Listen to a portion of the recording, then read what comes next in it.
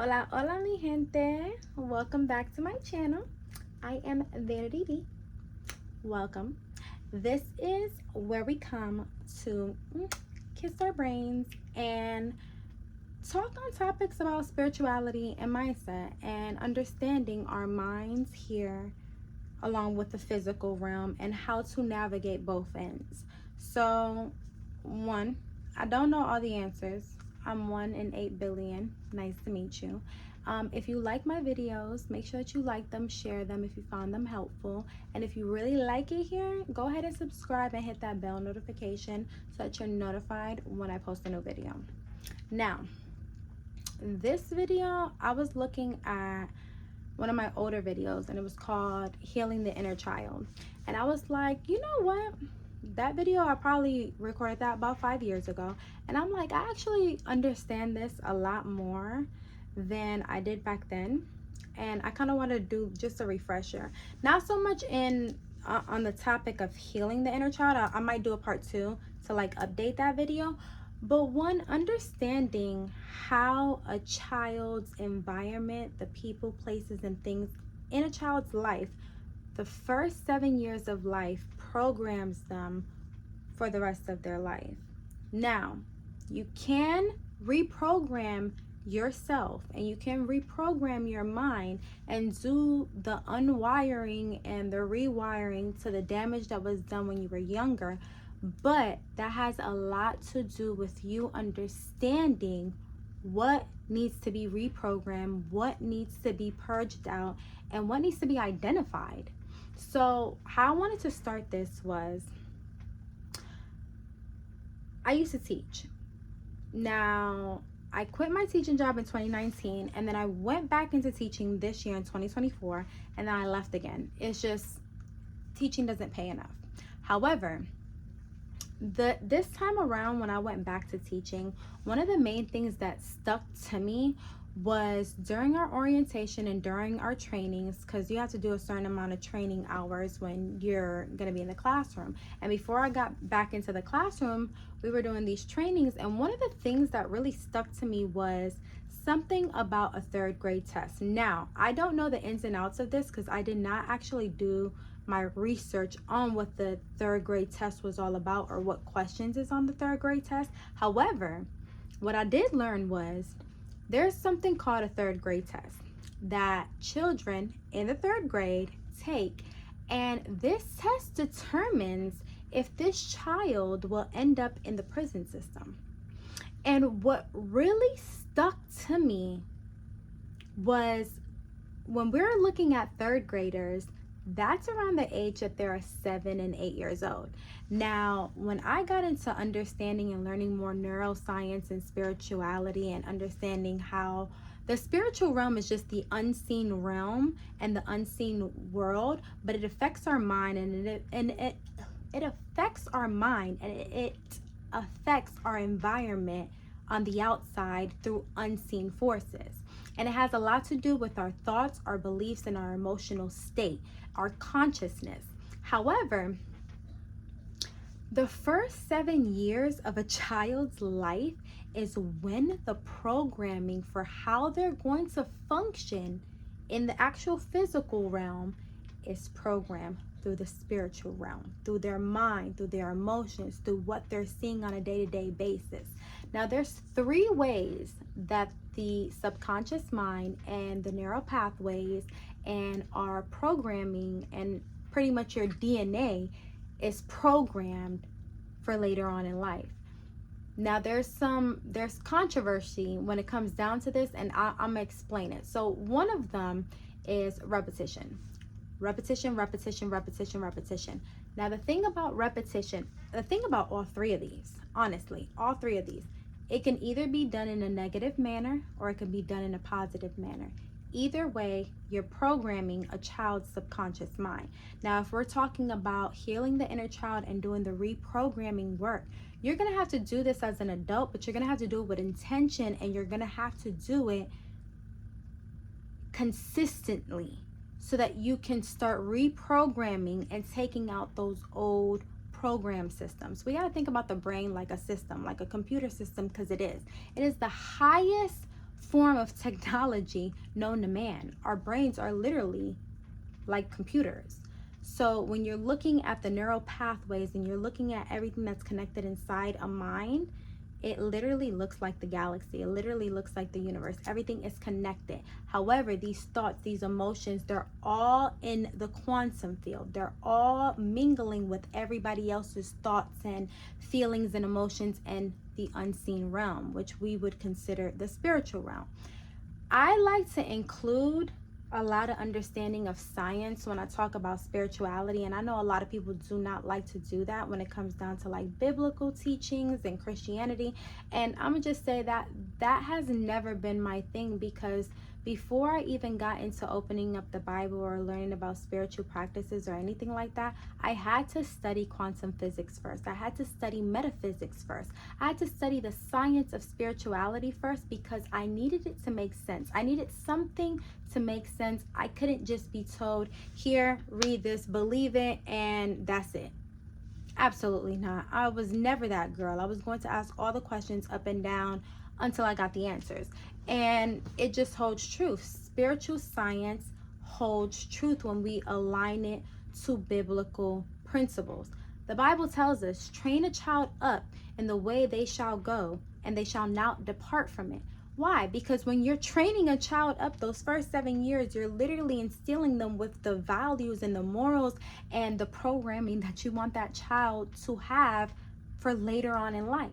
So when we're talking about repetition, repeating habits, repeating words, phrases, repeating routines, brushing their teeth every single day, brushing their teeth every morning, every night, making sure that they wash up every morning, every night, making sure that they're reading a book every night, making sure that they're praying every single day, making sure that when they're having a tantrum, and this is the importance of programming a child's subconscious mind, programming them. And I say programming them, and I know that sounds so bad, but I say it like that because I need people to really understand. Like I have a about to be 12-year-old. I had my child though when I was 7. Well, I got pregnant at 17. I gave birth at 18. I always said, if I have another child, I'm going to use that other child like a science project. And I don't say that in a way like there's something wrong with my son, because there's absolutely nothing wrong with my son. When I had my son, it was like literally in the nick of time. I just got into early childhood development, so I was able to do absolutely everything that I'm learning, everything that I was learning, I was able to implement it in my parenting and implement it in my household. So I feel like my son, he had a great start to understanding, routines and understanding repetitive behavior, because I was learning it and I'm like, oh, this is how kids learn. Let me start doing this at home too. However, I know so much more now. My son is older now, but have I had a little baby right now? Oh, full-blown science project. Like, we're programming the hell out of you, because repetition, like again, whether it's negative or whether it's positive, it programs their neural pathways. So getting them in a routine of even exercising, getting them in a routine of always eating good food, healthy foods, all of that plays a huge part in who they're going to become as an adult. The second one is symbolism. Now, there's controversy when it comes down to that, because some people like to state, oh, a symbol is a symbol no matter what, whether you believe or know that that's what that symbol symbolizes. It's getting programmed in your subconscious mind, and that whatever it originally was meant for is sending signals to your mind. I have to look more into that, but I'm gonna have to disagree, because we can see like a symbol or a sign, let's say a stop sign. We know that that means stop. Universally, we know that that means stop. However, you take a child to the park every single day by that stop sign, and you tell that child every single day, a child who has never seen a stop sign, you tell them, that red sign right there, that means that there's bunny rabbits around. Every time you see that sign over there, it means there's some bunny rabbit around here. Like, this place has bunny rabbits.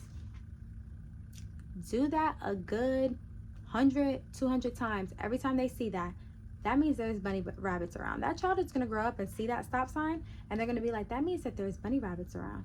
Does it really mean that there's bunny rabbits around? No. But that is the symbol that they associated with bunny rabbits around. We've associated it with stop at the stop sign.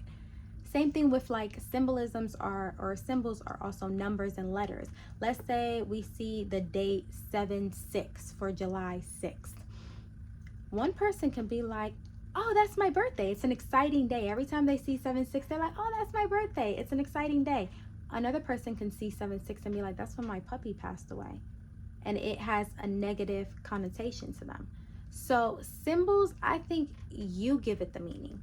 Whatever you put a meaning to when it comes down to a certain symbol, that then adds a thought into your mind, and then it affects your emotions, and that's where that belief of what that symbol or that number or whatever it may be comes to play. So I have to disagree to people who be like, oh, a symbol means a symbol, it means whatever it means, regardless if you know it or not. To you, to each its own. We can discuss that more on a different video. The third one, again, this is where I have to disagree. They say trauma programs the subconscious mind. I say whether it's a good memory or a bad memory, a core memory. Trauma is something like, let's say a child picked up something that they weren't supposed to, whatever it may be. They picked it up and their mom went ahead and they smacked them on their hand. That created a core memory. That created trauma within that child's psyche. So now they associate picking that thing up with being hit, and it's a negative connotation.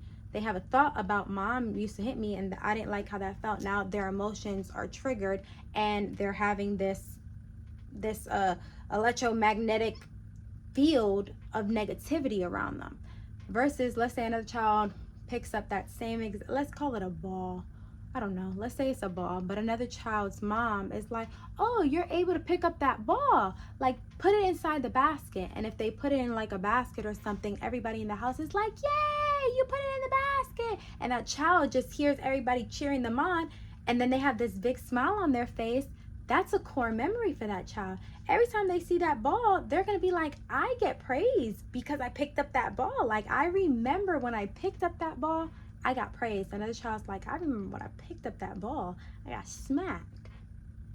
Core memory, trauma or excitement, it still programs the subconscious mind. So we're talking repetition, we're talking symbolism, and we're talking core memory or trauma or excitement. I'm gonna say that because when you're filling a child's childhood up with repetition, it doesn't matter what it is. If they're repeatedly seeing their parents smoking cigarettes and having smoke around the house, guess what? That's going to be programmed in their subconscious mind. When they get older, they're going to think cigarettes is an okay thing to do, so they're going to pick up those cigarettes. If a child is always seeing their parent repetitively picking up weights and running around the block, they're going to start picking up weights and they're going to end up running around the block because it was repetitive and they think that's what we should do. A child is every single day going to sleep dirty and not getting washed up, they're going to grow up to think it's okay to go to sleep without being washed up, versus another child who mom and dad say, no, you have to take a bath before you get in the bed because you have to be clean. They're going to grow up to wash their butt before going to sleep. Everything about repetition in those first 7 years, routine, habit is going to influence that child. Whether it is trauma or whether it is a good thing, it is going to program them. Same thing with the symbolism. If every time you guys, or every time money is a big one for symbolism. People know the money symbol. Now, every time you're talking to a child and they see money or they see something costs money at a store, it has that symbol right there. $2, $3, you're always telling a child, we don't have the money. We don't have the money. I don't have the money. We're broke. We're broke. We don't have the money. I'm broke. We don't have the money. They're going to believe that. Versus a child whose mom is like, oh, we always have the money. It's at home, even if they don't have it. We always have the money. It's at home. I just didn't bring it. We always have the money, but it's in the savings account. Even if they don't have it, it's still going to change the way that they feel and think about money when they see the money symbol. It is literally the same thing. It just what you give it meaning versus what another person gives it meaning. With the trauma or the excitement, If you're constantly yelling at your child, if you're constantly, again, words as well, repeating, repeating, you ain't shit. You ain't shit. You ain't shit. You always fucking up. You always messing up. You can't do anything right. You can't do anything right. You can't do anything right. You can't do anything right. You can't do anything right. You can't do anything right. You can't do anything right. You can't do anything right. They're gonna believe that. That's gonna be a part of their belief system. They're going to believe that. Versus you are so special. Like, you are so smart. Every time you do something new, you amaze me. Like, you are so talented. You are the best kid in the world. You are the best kid in the world. You are the best kid in the world. You are the best kid in the world. You are the best kid in the world. You are the best kid in the world. You're creating that voice in their head for them when you're using your words repeatedly. Same thing with the trauma instinct versus the excitement.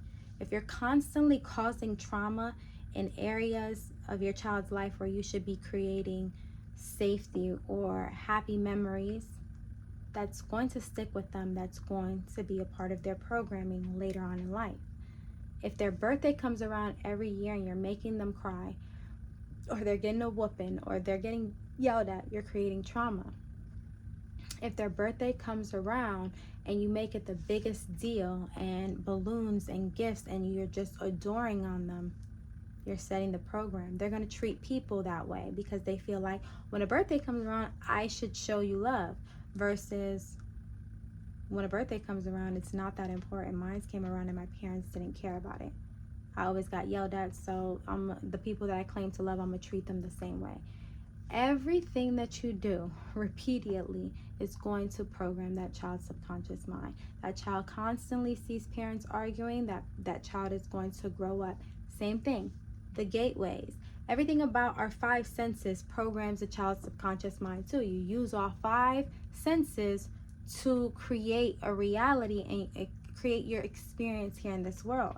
So what they smell, what they taste, what they see, what they hear, and what they feel plays a part in creating those neural pathways. Every time a child touches a certain fabric, whether it's a new texture, whether it's soft, whether it's rough, it is creating circuits in the brain, and it's creating a memory, a core memory. They're remembering how rough it was. If they're sitting down constantly eating noodles or cereal or junk food or fast food, and every time for dinner they're going to a fast food place, every time for dinner, that's going to program the subconscious mind to always seek fast food dinner. If a child is going to the farmer's market every single day with their parents to pick out fresh produce, and they're cooking it at home, and they know every day mom says we have to eat these vegetables because it's going to make us healthy and strong, and it's a form of medicine, that child is going to grow up to have better eating habits than the ones who are just going to the fast food places. So I say all that to say, if we are understanding that this is how we program a child's subconscious mind the first 7 years of life, and by 3rd grade they're testing our children to see if they will end up in the prison system, what does that tell you about how important it is of what your child is seeing, hearing, eating, what they're witnessing, what they're repeatedly doing those first 7 years, what they're constantly experiencing those first 7 years? When you start to understand that little bit of information, and then you start understanding, like, I have some deeply rooted limiting beliefs, I have some deeply rooted trauma that I need to reprogram, you're going to need those 3 things to start reprogramming intentionally and consistently. You're not a child anymore, so the program isn't just going where you're just absorbing like a sponge. You're going to have to intentionally go in and think about, why do I always yell at my partner? I saw my mom constantly getting yelled at, so I think it's okay to yell at my wife or my husband. Why do I have such poor health? Why do I seek fast food all the time? My mom didn't really cook that good food for us. I hated vegetables. I always ate fast food, but now I have diabetes or high blood pressure. You're gonna have to be intentional with changing these habits on a continuous basis so that you reprogram your subconscious mind. You've been programmed so long, and we can get deeper into it because we're not even just talking about what our parents and what schools are showing us. We're talking about what we're seeing on TV, what we're listening to in music, the environment in every which way of when we're walking down our blocks, our neighborhoods, our neighborhood parks, our neighborhood libraries, our neighborhood stores, our neighborhood, supermarkets. Everything plays a part. But if you take the time to be intentional, to give everything meaning with your child, you'll be programming them and setting them up for success rather than failure. That's why I said I would love to have another kid just to use them as a science project, to reprogram them in such a way, to program them, not reprogram them, to program them in such a way that it would set them up for success to see if this really works. I feel like if you have children and you don't want to be a parent and you just feel like they're such a burden, the very least that you can do to really, really just like set that child up for success is at least pour into them as much as you possibly can those first 7 years, so that you're not creating an adult who is on the internet looking up how to heal their inner child because they have so many programs and so many bad habits that is affecting their relationship, their health, their everyday life, their discipline. Same thing, their money. If we're sitting there telling our kids we're always broke, or we don't have enough money, or money don't grow on trees, all this negative talk about money, they're going to grow up to believe that about money, and it's going to be harder for them to believe that they can be successful or create money. But the moment that you realize you're struggling with that, it is your job to start understanding, where did that start? Where did I start hearing that talk? And how do I start reprogramming that so I can change that belief system? It all starts when you were a child. Somewhere down the line when you were a child, you created that belief system. Same thing for whenever you were, or not you were, but people who say they're ugly or they don't feel good about themselves. Where in your childhood did you hear that a lot? If we're not telling our kids that they're beautiful, if we're not telling our kids that they're smart and that they're special and that they are worthy of being here and that they have purpose here, they're not gonna believe it when they head out there to the world, especially if you're telling them the opposite. If you're being negative towards your kid, that's gonna be the voice in their head. That's gonna be their self-talk, and that's gonna be their belief system. But then that child grows up to be an adult who is us, adults, and we start to believe that, and then we're having struggles in life. And then we have to sit back and think, how do we reprogram this? How do we change this continuous loop, this pattern that I keep seeing in my life? You have to dig deep, find the root cause of where it started, and start repeating. Giving something, symbolism, whatever it is, you need to start giving it meaning. And you need to start creating good, happy core memories, not trauma. You have to heal from it too. I will say this too. YouTube videos and books and all that is not a replacement for therapy. If you need therapy and you really need a professional, do not be afraid to go and seek some professional help. We all need professional help. Our parents, I'm starting to see each generation is breaking chains and breaking generational curses as they're learning. My son, I could say I'm the perfect mom. Let my son say it like he didn't get a toy or something, and it created trauma. Kids are gonna have trauma regardless, but it's a way of teaching them how to handle it and how to navigate through their emotional distress and regulate those emotions and understand how to program their mind. That sets them up for success, or adults sets them up for success. And if they can't do that on their own and they need a professional, please go seek a therapist. You don't have to be in there forever, but at least seek somebody who is a professional, who went to school for this and understands how to help you navigate this portion of healing in your life, so that when you no longer see them, you have the right tools so that you're doing the work every single day. And before you know it, it's just like going to the gym. Once you're going to the gym every single day and you're consistent with it, you're going to see the change in your body, right? You're going to see the change in your psyche. You're going to see the change in your mindset. You're going to see the change in your discipline, in your bank account, and in every other aspect in your life, because you're consistent with a mental diet, with a mental routine, with a spiritual routine. It is so beneficial. But if we're trying to seek understanding of how to heal that inner child, we have to understand how that inner child was even programmed and what caused that inner child to be so damaged and messed up to begin with. And we need to take that into account and start implementing these things into our homes and with our own children, so they're not the ones who are out here healing from trauma that we've created. Instead, they have a fighting chance, because that's really what we're doing when we're having children. We're breaking generational curses. We're breaking the chains, and we're trying to give them a better life than we had. And that comes with understanding and learning. And that comes with, one, when you understand and learn, or when you learn and then understand, you implement. You implement that knowledge. You apply that knowledge. Don't just listen to it. Don't just absorb it and then go on about your day and don't do anything with it. That's not wise. You want wisdom, you want to be wise, you take the knowledge that you've learned, you get understanding, and then you apply it. Do that for your children.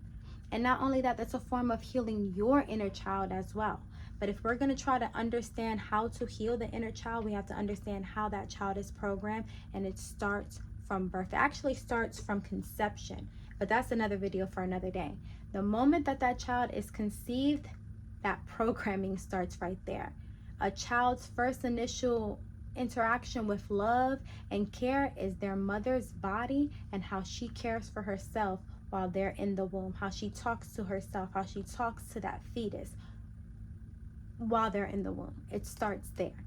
And I'll even go as far to say it starts way before conception, when parents are intentional with changing their DNA and doing those three things to reprogram the DNA and reprogram the subconscious mind, so they're passing down certain DNA to that child so that child can be successful. Because we can pass down these genes once we reprogram them. That is how generational curses are passed down, through that programmed DNA of mishap, of trauma. It gets passed down through the bloodline, and then your child has those same habits and those same issues. We need to reprogram our mind. We need to reprogram the psyche and our habits and our DNA so that our kids can be successful and we can continue to break the curses.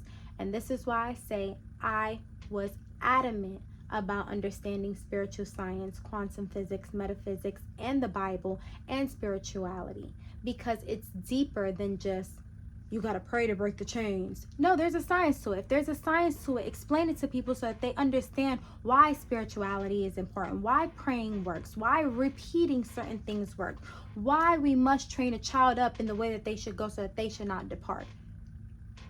We can't just be giving people out here the Bible and scriptures and stuff, and then now we're in a more advanced world where we have a little bit more understanding, and then we demonize it. No. We all have a mind. We all have neural pathways. We all have all these things that are connected in an unseen realm that affects the physical realm. Let's talk about it. Let's do something about it so that we're creating successful children. Not only that, we're creating successful adults who can reprogram that and become successful and break those chains within themselves.